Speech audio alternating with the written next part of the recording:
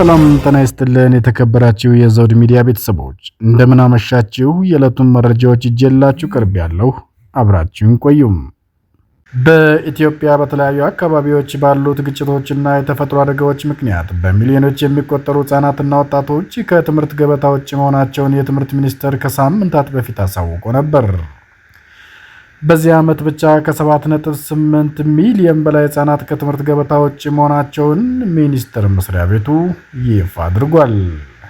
በአማራ ክልል ብቻ በ2017 የትምህርት ዘመን ከ7 ሚሊዮን ተማሪዎችን ለመመዝገብ ታቅዶ የተመዘገቡት ግን 2.8 ሚሊዮን ብቻ መሆናቸውንም ክልሉ አመላክቷል። የተባበሩት መንግስታት የሕፃናት ፈንድ ዩኒሴፍ ደግሞ በዚህ ዓመት ታህሳስ ወር ባወጣው ሪፖርቱ በኢትዮጵያ በግጭት በተፈጥሮ አደጋዎችና በመፈናቀል ምክንያት 9 ሚሊዮን ልጆች ከትምህርት ገበታ ውጭ መሆናቸውን፣ 10,000 ትምህርት ቤቶች መጎዳታቸውን አመላክቷል። ይህን መነሻ በማድረግ ከትምህርት ቤት ውጭ የሆኑ ሕፃናት ልጆች ምን አይነት ጉዳት እንደደረሰባቸው አንድ የዘርፍ ባለሙያ አስተያየት እንዲሰጡ ተጠይቀዋል። ባለሙያው በአዲስ አበባ ዩኒቨርሲቲ የትምህርት ዘርፍ መምህር እና ተመራማሪ ናቸው። በተለያዩ ምክንያቶች ከትምህርት ገበታ ውጭ በሚሆኑ ሕፃናት ዙሪያም በርካታ ምርምሮችን ማድረጋቸውን ጠቅሰዋል። በኢትዮጵያ የመማር ማስተማር ሂደቱ እንዳይከናወን መሰረታዊ ምክንያት የሆነው የሰላምና የጸጥታ ጉዳይ ነው። ሰላምና ጸጥታ የሌለባቸው አካባቢዎች ትምህርት የለም። ለምን ብትል በተዋጊ ኃይሎች ስጋት ስለሚደርስባቸው ነው። ወላጅ ልጆቹን ትምህርት ቤት ለመላክ ስጋት ይኖርበታል። ትምህርት ቤት ለተለያዩ ጥቃቶችም ተጋላጭ ይሆናል ብሏል። ሁለተኛው ምክንያት እንደ ድርቅና ጎርፍ ያሉ የተፈጥሮ አደጋዎች ናቸው። አንደኛው ችግር ከደህንነታቸው ጋር የተያያዘ ነው። ልጆች ትምህርት ቤት በሚውሉበት ጊዜ የሚያገኙት አንዱና ትልቁ ጥቅም አንጻራዊ የሆነ ጥበቃ ነው። ከትምህርት ቤት ውጭ ሲሆኑ ለተለያዩ አካላዊና ስነ-ልቦናዊ ጉዳቶች ይዳረጋሉ። ልጆች ወደ ተለያዩ ስፍራዎች ይሰማራሉ፣ የቤት ውስጥ አገልጋይም ይሆናሉ። ለሕፃናት ጉልበት ብዝበዛም ተጋላጭ ይሆናሉ። ሴቶች ደግሞ ያለ ዕድሜ ጋብቻን የመጀመሪያው አድርገው ይጋፈጡታል። ከ2 እስከ 3 ዓመት ከትምህርት ውጭ ከሆኑ ወደ ትምህርት ቤት የመመለስ ዕድላቸው ከ10 በመቶ ያነሰ መሆኑን ጥናቶች ያሳያሉ። የመመለስ ዕድል አይኖራቸውም አብዛኞቹም።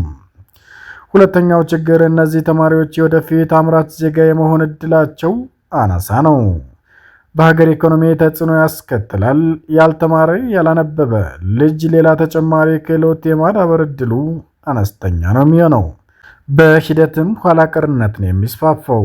ነገ ከነገ ወዲያም ኮምፒውተር ልማር፣ መንጃ ፍቃድ ላውጣ፣ ሙያ ልሰልጥን ቢል የሚሆን ነገር አይደለም። ለምን ከተባለ አልተማረም። ወደፊት ምርታማነቱ ያነሰ ህብረተሰብ ነው የሚፈጠረው።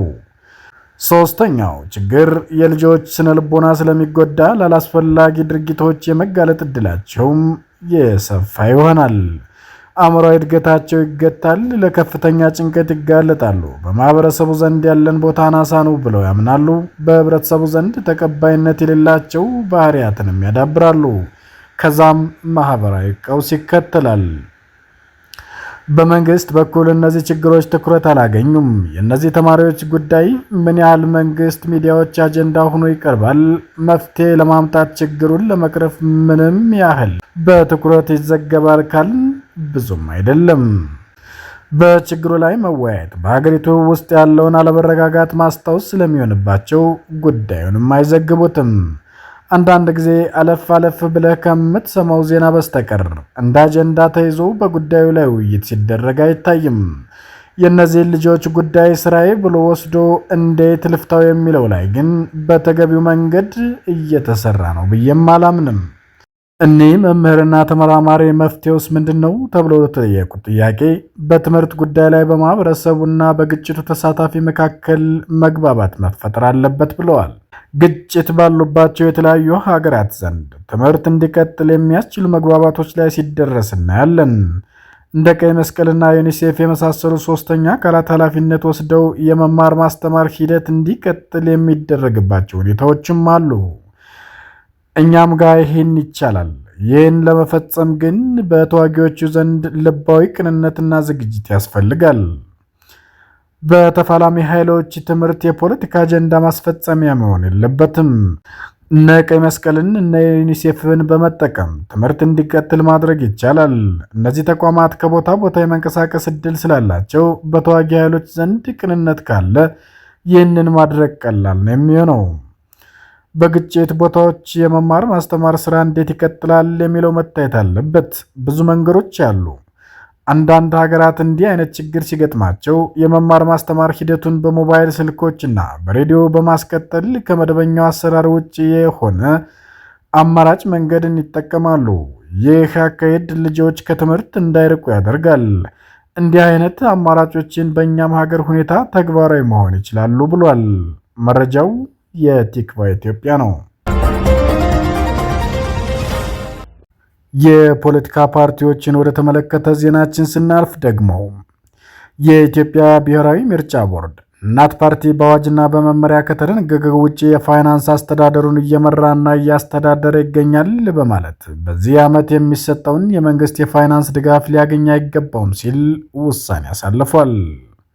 ከዚህ በተጨማሪም የፓርቲውን የባንክ ሂሳብ ወጪ ሆኖ ከታለመለት ዓላማ ውጪ የመንግስት ድጋፍ ገንዘብ እንዲውል አድርገዋል ባላቸው ሂሳቡን በጣምራ የሚያንቀሳቅሱት የፓርቲው አመራሮች ዶክተር ሰይፈ ስላሴ አያሌው የፓርቲው ፕሬዝዳንት፣ ወይዘሪት ሜሮን ታደሰ የፓርቲው ዋና ጸሐፊ፣ ወይዘሪት ኩሬ አሰፋ የፓርቲው የሂሳብ ክፍል ኃላፊ ላይ የፌዴራል ፖሊስ የወንጀል ምርመራ ቢሮ ተገቢውን ምርመራ እንዲያደርግ የወሰነ መሆኑንም ቦርዱ አሳውቋል። እናት ፓርቲ ከመንግስት ስላገኘው የ2016 የበጀት ድጋፍ ሂሳቡን በራሱ የውጭ ኦዲተር አሰርቶ ሪፖርት ለቦርዱ ማቅረቡንም አመላክቷል። የተሰየመው የውጭ ኦዲተር በኦዲት ሪፖርቱ ላይ ፓርቲው ከአባላት ለሰበሰበው መዋጮ የገንዘብ መቀበያ ደረሰኝ ያለመስጠቱን፣ በዚህ ምክንያት በ3 ባንኮች ላይ የሚገኘውን 65315 ብር ትክክለኛነት ማረጋገጥ አለመቻሉን፣ ለቅርንጫፍ ጽህፈት ቤቶች ወጪ የሆኑ ገንዘቦች ህጋዊ በሆነ የወጪ ደረሰኞች ያለመደገፉን፣ ፓርቲው ለእርዳታ በሚል ወጪ አድርጎ ብር 158425 መክፈሉን ይገልጻል። ቦርዱ ከላይ የተገለጹት ግኝቶች ከውጭ ኦዲተሩ ሲቀርብለት እንዲሁም የፓርቲው አባላት ጥቅምት 3 2017 ዓ.ም በተጻፈ አቤቱታ የፓርቲው ፋይናንስ አስተዳደር ችግር ላይ መሆኑን ጠቅሰው ተገቢው ማጣራት በቦርዱ እንዲደረግ በመጠየቃቸው ጉዳዩን የፌዴራል ዋና ኦዲተር መስሪያ ቤት እንዲያው ማድረጉንም አስረድቷል። የፓርቲው አባላት ያቀረቧቸው ቅሬታዎችና የፓርቲው የውጭ ኦዲተር የዘረዘሯቸውን ግኝቶች የያዘውን የኦዲት ሪፖርት ለፌዴራል ዋና ኦዲተር በመላክ ፓርቲው ከመንግስት ያገኘውን ድጋፍ ለታለመለት ዓላማ አለመዋሉን አጣርቶ እንዲገልጽ መጠየቁንም አመላክቷል። የፌዴራል ዋና ኦዲተር መስሪያ ቤትም የፓርቲውን የመንግስት በጀት ድጋፍ ኦዲት አድርጎ ውጤቱን እንዲያሳውቅ ገልጿል። ፓርቲው በአዋጅና በመመሪያ ከመንግስት የተሰጠውን የበጀት ድጋፍ በተለየ የሂሳብ መዝገብ በወጪ አርዕስቱ ዘርዝሮ መያዝ እንዳለበት ቢደነግግም የሂሳብ መዝገብ እንደሌለው፣ የሂሳብ ማመዛዘኛ ሪፖርትና የባንክ ማስታረቂያ እንዳላዘጋጀ እንዲሁም ከቦርዱ የተሰጠውን ድጋፍ ወጪ ሲያደርግ በተለየ የሂሳብ መዝገብ በየወጪ አርዕስቱ ዘርዝሮ ሳያሳይ የተፈጸመ መሆኑን ይገልጻል። ለማህበራዊ አገልግሎት በሚል ፓርቲው ከመንግስት ያገኘውን የበጀት ድጋፍን ከታለመለት ተግባር ውጭ አውሎ እንደተገኘም ይሄው ነው።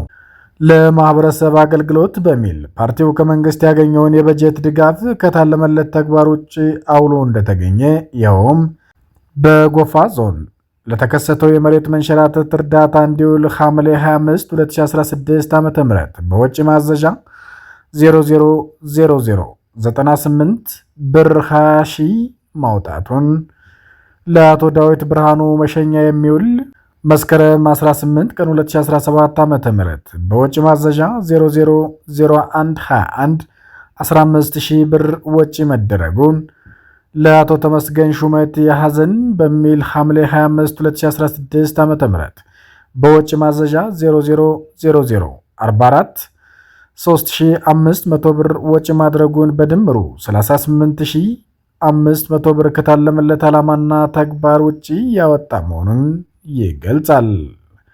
በተለያየ ጊዜ ለ13 ቅርንጫፍ ጽህፈት ቤቶች በባንክ ቤት በኩል ዝውውር የላከው ብር 438500 ብር ለምን ተግባር እንደዋለ የወጪ ደጋፊ ሰነድ ተያይዞ ያልቀረበ መሆኑን ይህንንም ግኝት በተመለከተ የፓርቲው ፕሬዝዳንት ሲጠየቁ የሰጡት መልስ አሳማኝ አለመሆኑን ገልጸዋል። በዚህም ምርጫ ቦርዱ ፓርቲው ከመንግስት የተመደበለትን ድጋፍ ከታለመለት ዓላማ ውጭ እንዳዋለው መገንዘቡን አሳውቋል። በዚህ ዓመት የሚሰጠውን የመንግስት ድጋፍ ሊያገኝ አይገባውም ሲልም ውሳኔውን አስተላልፏል። የፓርቲውን ባንክ ሂሳብ በጣምራ የሚያንቀሳቅሱት የፓርቲው ከፍተኛ አመራሮች ላይ የፌዴራል ፖሊስ የወንጀል ምርመራ ቢሮ ምርመራ እንዲያደርግ የወሰነ መሆኑንም ይፋ አድርጓል። የፓርቲውን ምላሽ ደግሞ በቀጣይ ዘገባችን ይዘን የምንመለስ ይሆናል። የተከበራችሁ የዘውድ ሚዲያ ተከታታዮች ለዛሬው ያዝናቸው መረጃዎች ይህንን ይመስሉ ነበር። በቀጣይ ፕሮግራማችን እስክንገናኝ ጤና ይስጥልን።